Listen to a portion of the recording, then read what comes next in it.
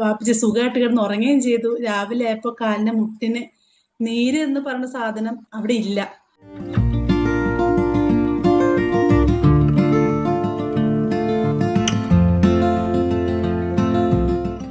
എനിക്ക് വലിയൊരു സന്തോഷമുണ്ട്.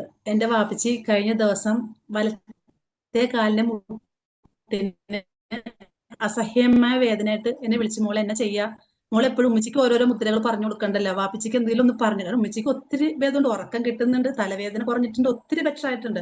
വാപ്പച്ചി പറഞ്ഞു എനിക്ക് എന്തെങ്കിലും ഒന്ന് പറഞ്ഞു തരുമെന്ന് ചോദിച്ചു. വാപ്പച്ചിയുടെ വലത്തെ കാലിന്റെ മുട്ടിന് നീര് വന്ന് വീങ്ങി നിൽക്കണ്ട്, വേദനയുണ്ട്. അപ്പൊ ഞാൻ മാഡത്തിനെ വിളിച്ചു, ഇങ്ങനെ കാര്യം പറയുമ്പോൾ മാഡം പറഞ്ഞു വായുമുദ്ര, വരുൺ മുദ്ര, ഇത്രയും ടൈം ഒന്ന് ചെയ്താൽ മതി, എന്നിട്ട് റിസൾട്ട് പറയണമെന്ന് പറഞ്ഞു.